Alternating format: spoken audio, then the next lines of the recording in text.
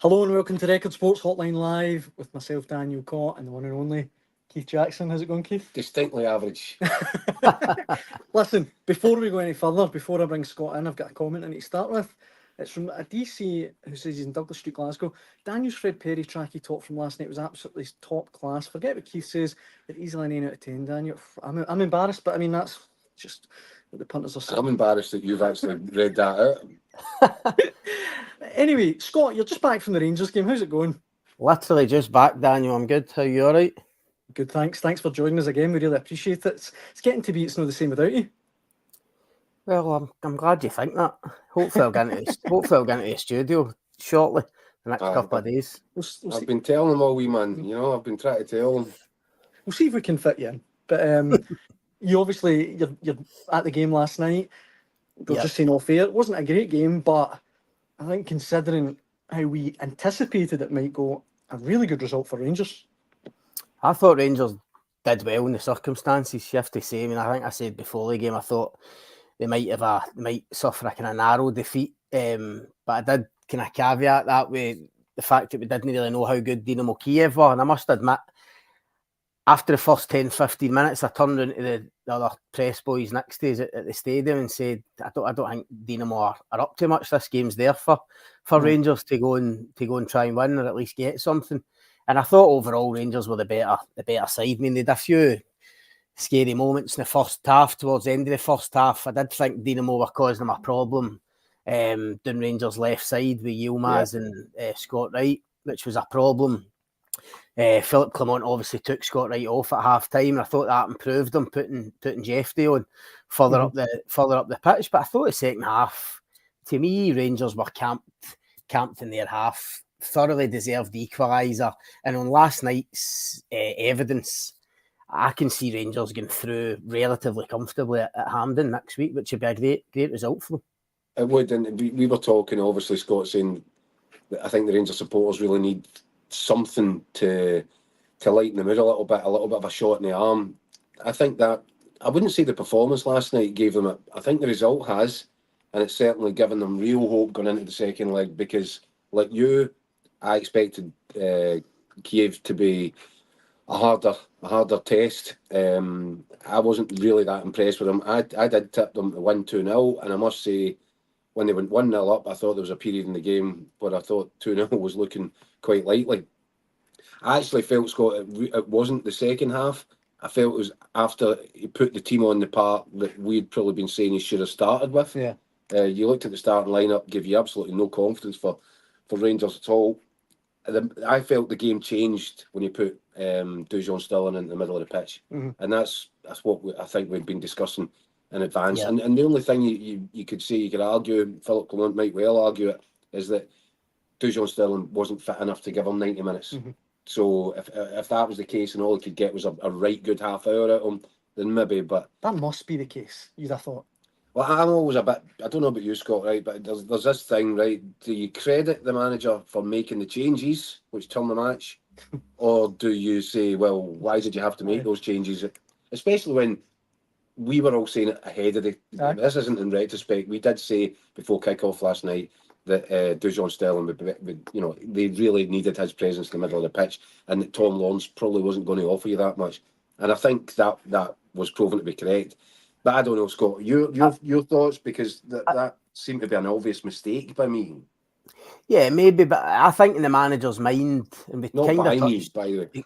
No, we kind of touched on it last night. I think the manager's mind, he knew the quality he had in the bench, so I think he was probably thinking, no, if we're still level in the game, or maybe even ahead, then I want to put these guys on. No, your Sterlings, your Cherneys, maybe no Jeffrey. He was maybe not thinking about him at the time.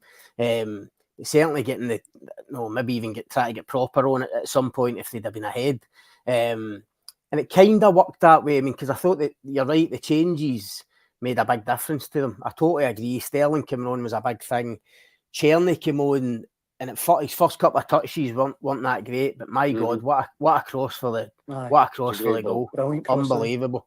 I mean, Jeffrey's deliveries for the left and Czerny's for the right. I thought that was one of the real positives for Rangers to take out it, and positives for Clement to take. I thought it was a night like that. I think it wasn't a brilliant performance. Obviously, it's only a draw. It's not a victory for them. But I got the feeling Clermont felt it was a wee turning point for them in terms of the whole summer being a bit negative. New players coming in, a lot of upheaval. I think after it, he felt there was just wee signs there that they've maybe turned a wee corner. You know, Jeffrey coming on and impressing, Sterling getting back fit, Czerny coming up the cross for the goal, which you'll hope is a regular occurrence this season.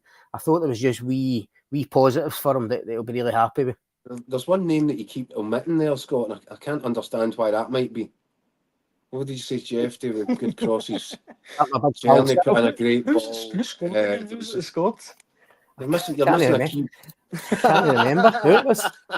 That's some great. I didn't know the producer Danilo.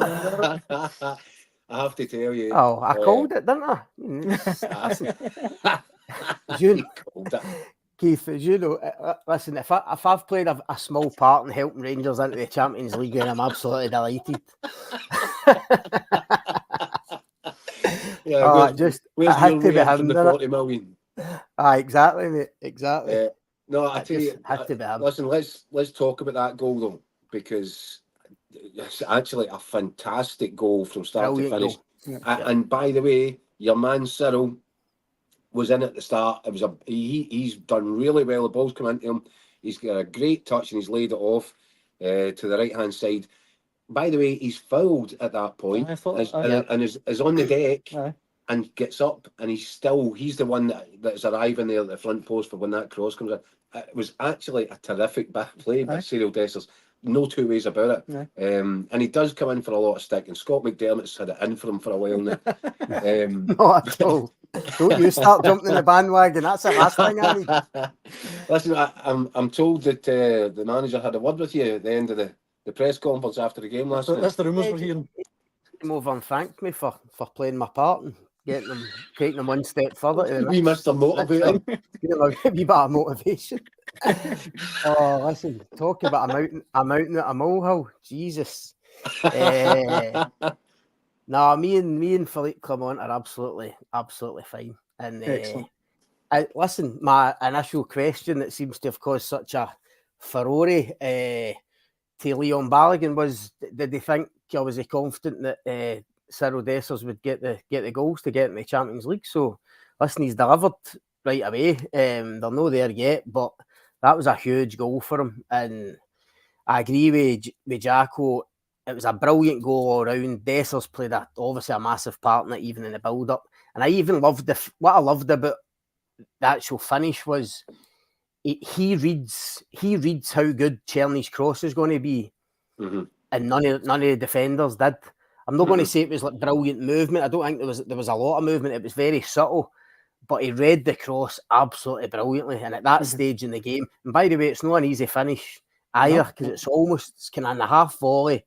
I thought he finished it brilliantly. And do you not think though, Scott, that was Cyril Dessers all over the back when he's got a bit of time, too much time to think about how he's going to finish? He's just arriving on that. It's completely instinctive.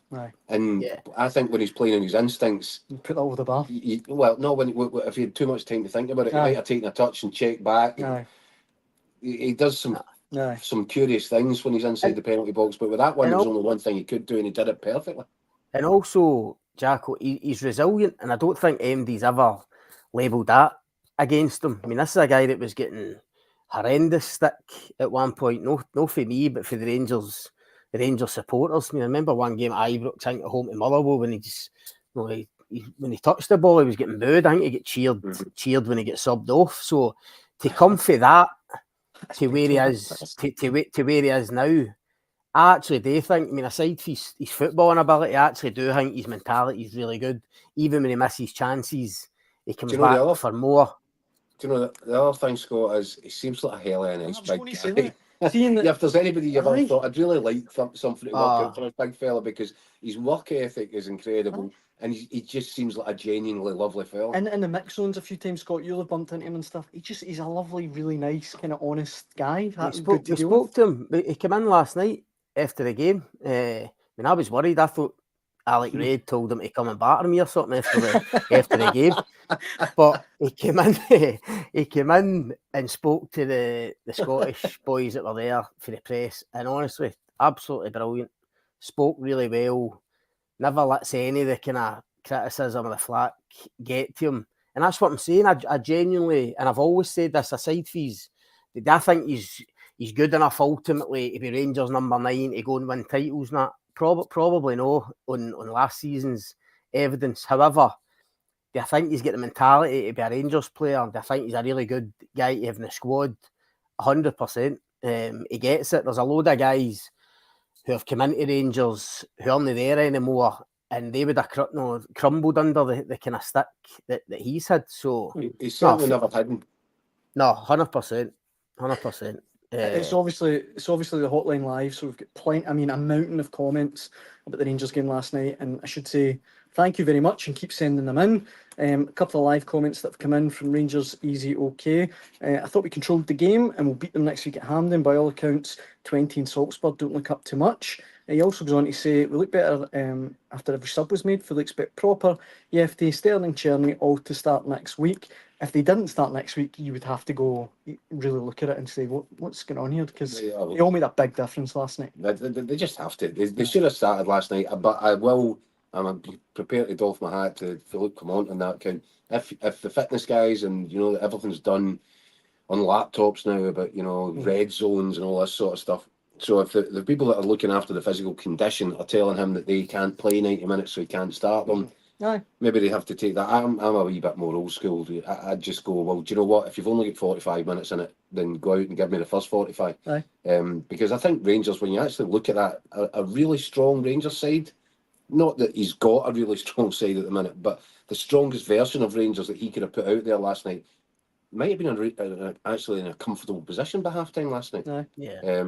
Because, as Scott said, I think Dynamo look at a limited lot. It's been kind. And I actually now, having watched that, you need to see them in the flesh. I've no idea how bad Dynamo Bucharest must be, by the way.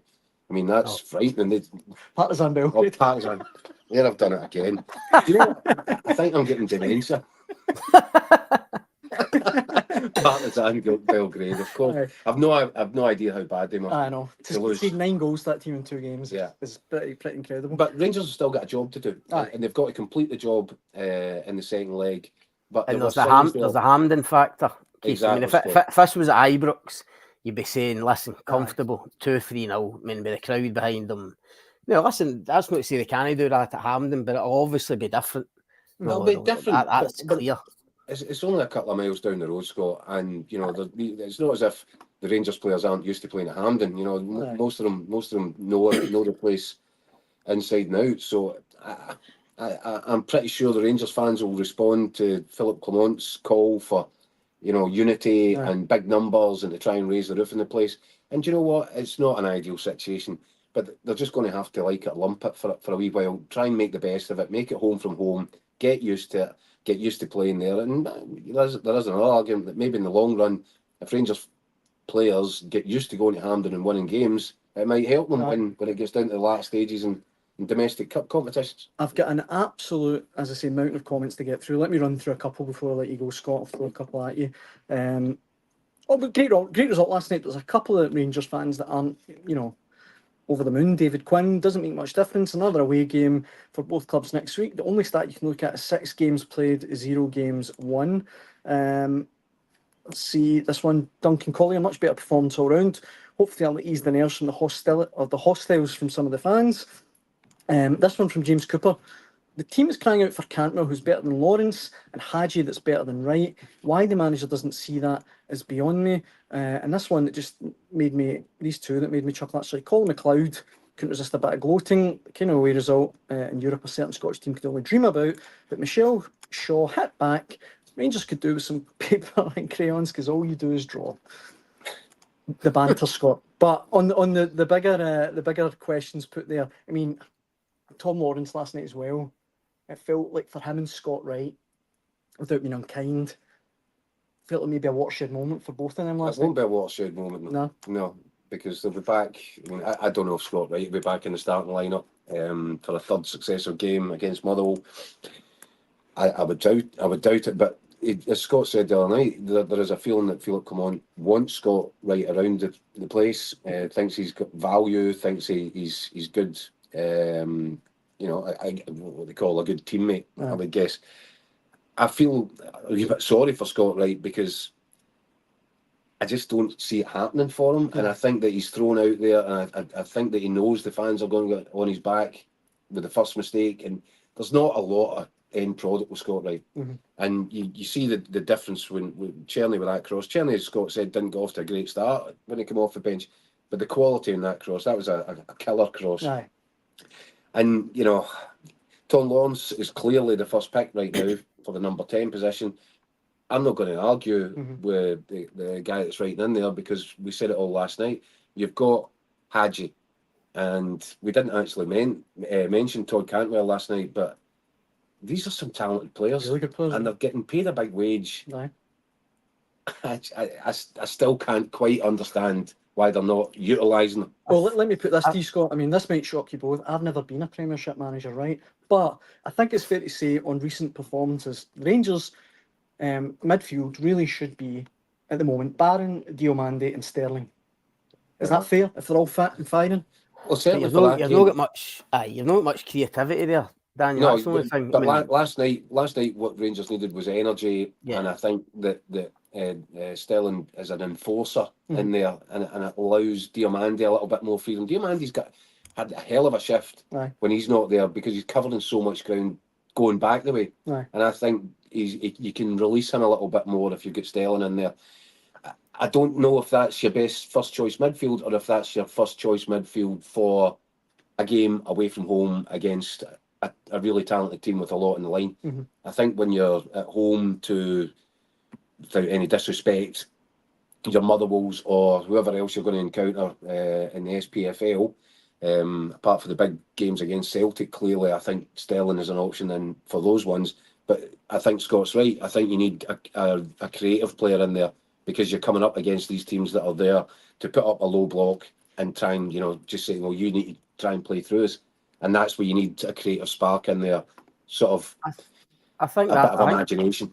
I think that number 10 role is an issue for them, Jacko, because you're right. I mean, you're saying Tom Lawrence is the first pick. He's the only pick. He's the only guy they've got that can play that position. If you're discounting Todd Cantwell, which we need to now due to circumstances, the manager told us on Monday that Hadji is gone. No, he's out the picture, and he will be sold. That's the plan. So I mean, who else have you got? I mean, and if he's going to play that system, that 4-2-3-1, which he very rarely veers from, then you're going to need quality number 10s. So but the question is, does he need to sell Cantwell and Hadji to get another one in due to the finances? It looks exactly like that, doesn't it, Scott? Yeah, because Lawrence, I agree with you, Dan. I think Lawrence is flattered to deceive since he's been at Rangers. I think there is a player in there. Injuries have curtailed him, but I mean, I take my mind back to, I think it was the last Old Firm game at Celtic Park, where he played in that number 10. He was given a job to do, or to try and do, on Callum McGregor, and couldn't do it. Didn't look willing to do it, and it cost Rangers that day. And I don't think you can rely on him.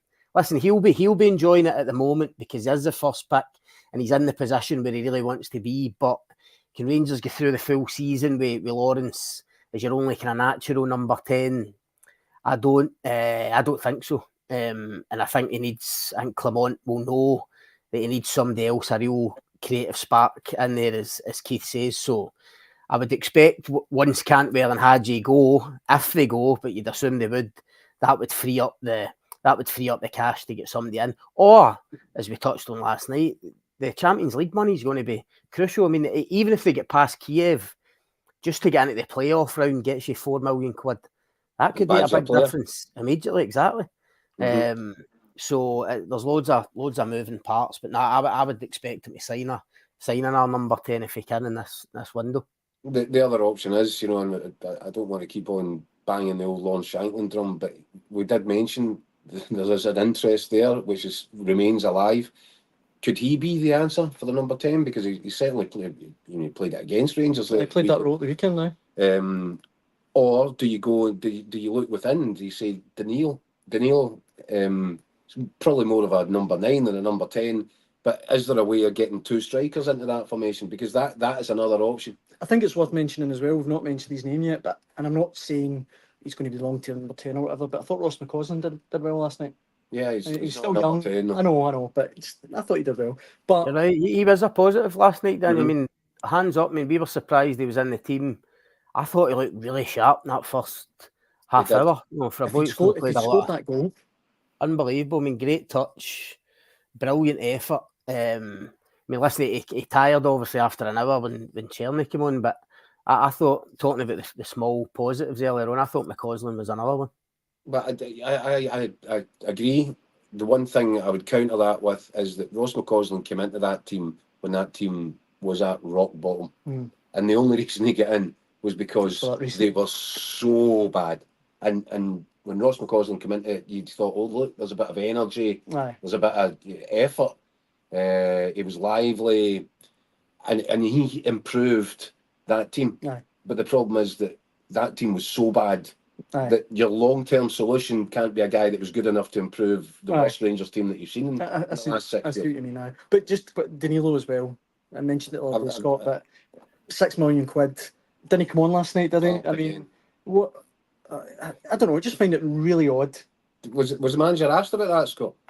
He wasn't, no. I mean, I do find it a bit odd.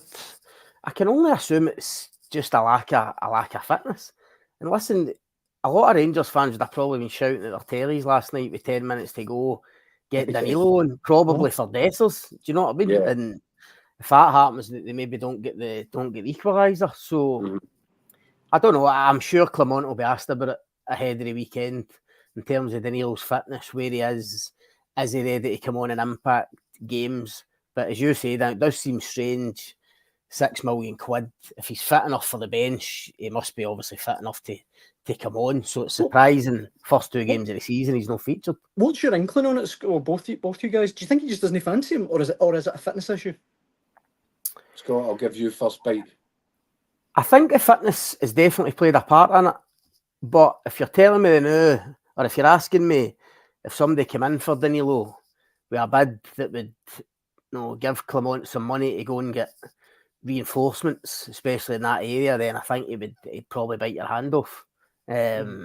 Because listen, how else can you view it? I mean, if you really fancied him, you'd think he would have wanted to get him involved in these first 2 games, unless it is purely fitness.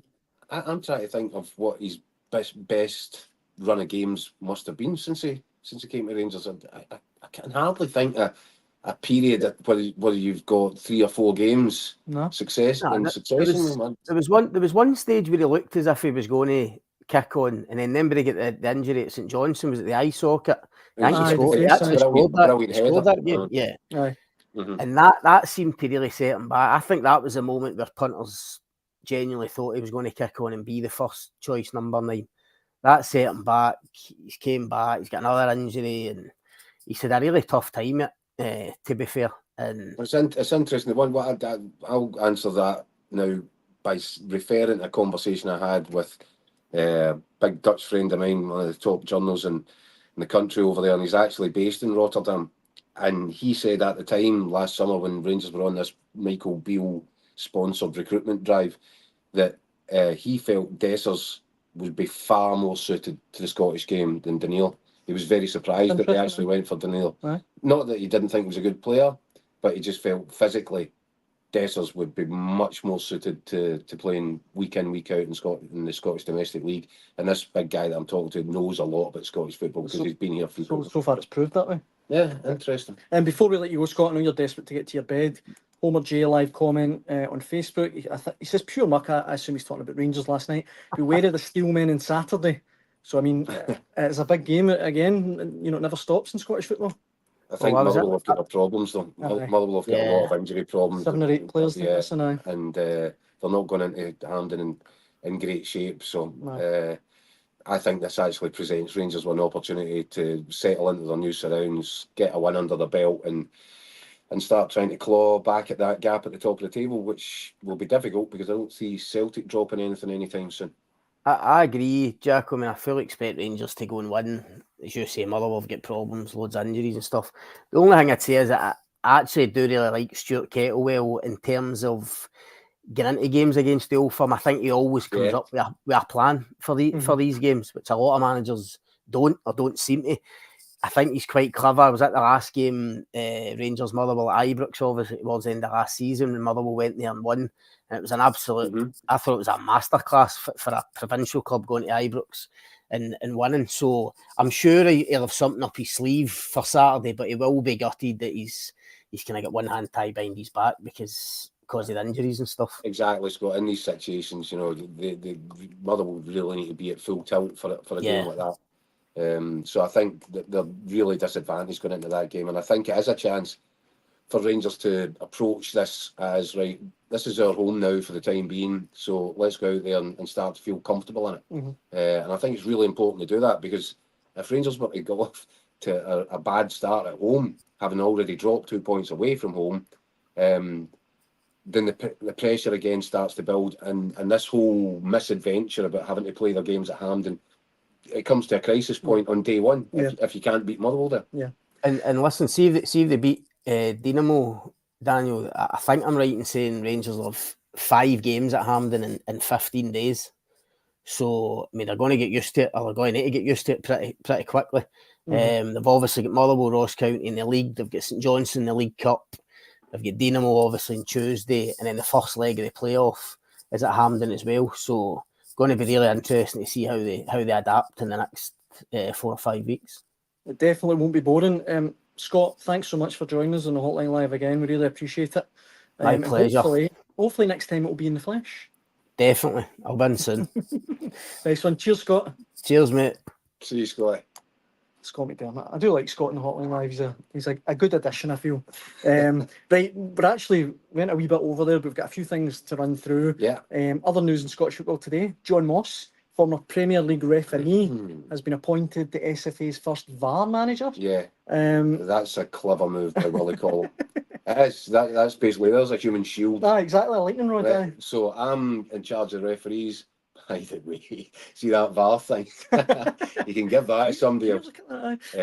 And he's quite a controversial character. John Moss, he was given a very similar position down south and stayed in the job for less than a year. Meant to have fallen out with a number of his leading officials. He fit right in up here, Had to give out a number of apologies to clubs, managers, players.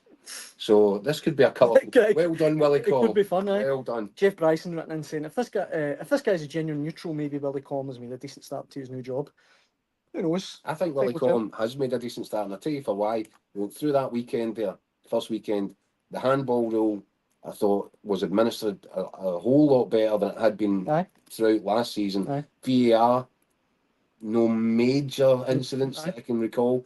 That's a good start, given the pandemonium that we were getting on a weekly basis last week. I think Willie Collum, having been out there in the middle of that pitch and having to, he had to operate to the letter of the guidance which was being given out to him by the former head of referees. And I think there was a lot of the referees' fraternity felt that the information wasn't good, the guidance wasn't good, but ultimately they were the human pinata out in the middle of the pitch. They were the guys getting hammered over the head every time that they interpret it the way that they were being told or advised to interpret. I think Willie Collum, with that experience, has maybe simplified it. I don't want to speak too soon because this could be Captain Calamity here, but I like the start that he's made. And I wish him all the best because he ultimately will help make the product better for the paying customers, the guys that are forking out every week to go there, that were being left in the dark about decision making, VAR. So it is a really important role that Willie Collum's got, and I think he's got off to a really good start. Absolutely. Elsewhere, when we were making the production notes for today's show, I just wrote, another day ticks by and Celtic haven't made a signing. Last night, Celtic, announced that they're ready to put out the September stock exchange figures, and they're going to be up again. That generated quite a response on Record Sports social media. Through the roof. Joe Colquhoun, what a slap in the face to the fans. We're a football club, not a bank. Robert Davidson followed up with time. This money-grabbing board were kicked into touch. Josh Hewitt, pointless us having this much money. Season tickets at £50. We say nothing other than a free top goalie. Obviously Bernardo as well. Just topping up the board's bonuses. I don't really know what to add to that. It's a kind of really strange window for Celtic again. Yeah, we've had this conversation. Let's wait and see It's in going 3rd round of September what it looks like. That's true. I don't think, and by the way, Celtic are about, I'm sure the numbers are going to be superb again. There's oodles of cash there. Mm-hmm. Celtic's, the people in charge of Celtic, right, they're very good businessmen, obviously, and accountants and all that, and the numbers are terrific. But they're also not daft. Right. They realise they have to spend some. They have to.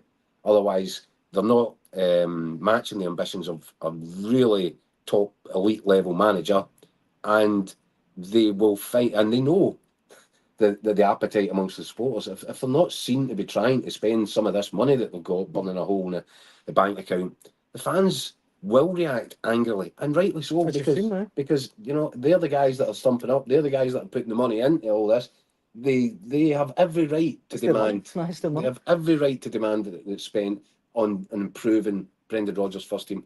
I do not think for a single solitary second that will not happen, and I would expect Celtic to move quite significantly before the transfer window. I was going to ask what your gut feeling is. You think by September 1st Celtic will have made I think significant I think at that point the supporters and the manager will have seen enough to be satisfied that the club is as ambitious for Celtic as the support. The only other Celtic line that I think we should maybe touch on is James McCarthy. Who? Exactly. I feel really bad for him because once a fantastic player. Feel too bad. He's sat there and made an absolute fortune for doing nothing. That's true. That's very true. But he's been deleted off Celtic's website. There's been no announcement about him actually leaving, but he's no longer a player on the official Celtic website. We had a couple of comments. Disastrous signing. I know, but no, it is. There's no other way about it. I think 13 league games appearances for Celtic. Anthony Kelly turned out a disaster, but I don't blame the lad. He deserves more respect. It's not James McCarthy's fault. No. But I think James McCarthy was absolutely staggered by the contract. It was, why would he not sign it? Of course he was going to sign it. But this is a guy whose body was already breaking down on him. Mm-hmm. And I think the general consensus was, can't believe we're going to get such a long-term deal at Celtic. And all it's meant is it's been a pension pot for him. Yeah. And, you know, I'm sure he'll have regrets because I'm absolutely certain he would have wanted to have a really strong end to his career. Big impact. And you know, the dream move, going to his boyhood here, I'm sure he wanted it all to be a bed of roses. Mm-hmm. But I also believe that at the time they were surprised with Celtic's generosity. Mm-hmm.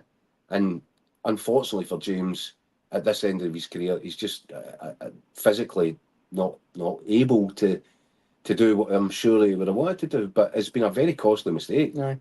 It's a shame. Maybe there'll be an official announcement in the coming days on that. Watch this space. Right, elsewhere, other Premiership teams in Europe this week.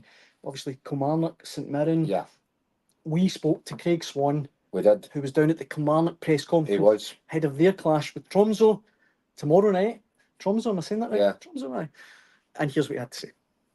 We're joined now on Hotline Live by the one and only Craig Swan, all the way at Rugby Park. All the way across the country. Marvels of technology. Swanee, how's it going? Yeah, good, thanks. How are you, gents? Okay? Yeah, all right, mate. All right. Good. We're stuck in here, you're out on the road. You've obviously been down doing the Kilmarnock and Tromsø press conferences today, Swanee. What's your thoughts ahead of this, having spoken to the managers, having been away last week watching Killie in Belgium? You seem quite confident. I think I was quite confident. Took a wee bit of a bash in that confidence last week, but I'm still going to back Killie to do something in this European arena. Yeah, I think in some respects, you are right, Keith, in some respects that confidence, took a wee bit of a dent by the fact that they didn't win or they didn't progress. But there was also an awful lot to take from the experiences of the two games. There was a lot of the Kilmarnock squad hadn't been involved in Europe before. That was like a first experience for them. That's going to stand them in great stead for going forward, and certainly for these next two ties against Tromsø. So it's difficult to get a gauge just exactly on the standard of the opposition. But they're in the bottom half of the Norwegian League at the moment, and I think the general feeling is they wouldn't be as strong as Cercle Bruges. So if that gives you an indication of where Kilmarnock stand getting into these ties, I think there's every reason for Kilmarnock fans to be optimistic. Without going overboard and being overconfident, I think there's every reason to be optimistic. I've been doing my homework, Swanee. They're 13. I haven't. Daniel was doing the homework. We both just googled it and looked at each other and said, right, it's a race to see who can say the stats first. No, Daniel, you did it. I just looked over. I know they're 13th from 16 in the league. I have done my research, Keith. Aye, okay, Swanee. 5 wins from 18 this season. -7 goal difference. And they're hovering at the wrong end of that table, Swanee. You would like to think that this is a couple of grades down from Cercle Bruges. I think so, Keith. I think that seems to be as I say, it's difficult to gauge. You're trying to gauge the Belgian league against the Norwegian league. You're not really sure. Our automatic way of going about things is to think national teams, but it doesn't work like that, as you guys well know. I think it's definitely correct to say they're not as strong as Cercle Bruges. And also in the way they play, I think they're different as well. Yeah. I don't think they're maybe physical. I think they're a slightly different team. They're going to have their threats, of course they are. They won home and away in the last round. Again, it's difficult for us to gauge how strong Coops of Finland are. But they won both. They're rotten, Swanee. Well, you would suspect so, but I was trying to be kind. If you want me to strip the whole thing back, I think Kilmarnock will probably win on Thursday night and probably win over in Norway as well. There you go. Good. The only thing is that you would say that there'll be, people moan about the plastic pitch at Killie. This lot will have played in a few plastic pitches in their time, so that probably won't come as a major surprise or setback for their preparations, will it? No, it's very prevalent in the Norwegian league as well. Know that there's a lot of the surfaces are like that, so that's not going to pose an issue to them. I suppose the good news for Kilmarnock is they're going into the Arctic Circle next week, and it's the summer, so at least that's something, because I can imagine it's quite the place to play in the depth of winter, but it should be okay next week. But anyway, listen, everything revolves around Rugby Park Thursday night. That's what it's all about. They're expecting not quite a sellout, but certainly over 8,000, I think. There's only a small band of fans coming from Norway, and I think everyone's quite optimistic that Kilmarnock can put in a good show and win this time. Hopefully win it quite handsomely. That's good again, though, isn't it? 8,000 fans. No. Yeah, it's great. I said before the first leg with Cercle Bruges here, Keith, I got here early to do a bit of sort of filming stuff, a couple of videos, and the amount of kids that were kicking about playing football in the car park here, or riding their bikes in Kilmarnock strips. There's been a lot of talk, and quite rightly so, of the connection that St Mirren have built up with the people of Paisley, and how that bond is really helping the club. It's not much different here. In fact, it's just the same. People have come. Listen, Derek McInnes is wholly responsible for this, and Billy Bowie, of course, and everyone behind the scenes, and the players. But there's real buy-in, and the excitement around the first game here with Cercle Bruges, the 2,500 that went to Belgium last week, they absolutely loved it. And I think now, what Derek McInnes and his players want to do is give them a performance and give them a win. They don't just want to be here to make up the numbers and, it's great being in Europe, blah, blah, blah. As St Mirren showed last week, if you can go and win it, especially at home, if you can go and do that against Tromsø tomorrow night, it'd be fantastic. Yeah. We mentioned last time, Swanee, in the last round, the Cercle Bruges tie, about the change that's happened in quite a short amount of time since Derek McInnes has taken over. But if they could make it to the group stage of European football, what another huge injection, not just money, but everything, belief in Killie as a football club again. Absolutely. I mean, the prospect of the group stages is mind-blowing almost to think of getting another Scottish team in there. It would be fantastic. Again, it's you don't want to. You want to walk before you can run, and Copenhagen and Bannock and the next team as well. I was going to say, there's a long way to go. FC Copenhagen's just a hammer blow a draw, but there you go. Let's not go all Scottish football in this year and start talking about group stages. Let's get through the Tromsø ties first, and then I'm trying to stay positive. Kilmarnock would, because of the seeding system and because of the opposition, be underdogs no matter who they play in the playoffs. So get yourself in there, deal with the Norwegians, get yourself in there and give yourself a puncher's chance and see how you go. Quite right, Swanee, and I think the best thing you can say about Kilmarnock, the biggest compliment that you can pay to Derek McInnes right now is, you talked about engaging with the fans and the excitement locally. It feels just as it did when Steve Clark was performing miracles at Rugby Park. It just feels like that. It feels like the fans are buying into this the same way as they did then, and they probably thought back then this was never going to happen again. Mm-hmm. Yeah, absolutely, and it was almost kind of whispered in stages last season that you can't possibly say that this is the same as Steve Clark. You can't say that, but it's been shown. What it is. The fact that it was packed out against Cercle Bruges tells you all you need to know. That is the same. That's what we're looking for, and the more we can get Rugby Park like that. And Derek talked about it after the game against Bruges at home. It would be wonderful if Rugby Park could be like that. League Saturdays as well.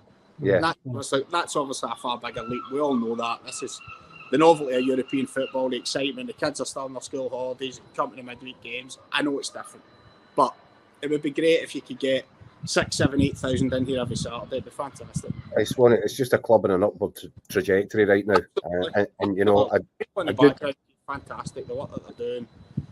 Getting out, as I say, amongst the community, but backing the manager and trying to give them what they can. Yeah. It's fantastic. Billy Bowie and his team have done tremendous. It's a great place to be at the moment round about Kilmarnock. Everybody's happy. Everyone's smiling. Well, do you know what? Let's hope they're smiling tomorrow night then, because as you said, and if there is a young generation that are just getting going, they're getting carried away by excitement. Well, I can't think anything better than them going along and seeing their side, get a win in a European competition, albeit it's a qualifier, but still these things last. So fingers crossed, Swanee all round. Absolutely, that's what they can do. I think they will. Thanks for joining us, Swanee. We really appreciate it, and safe travels home.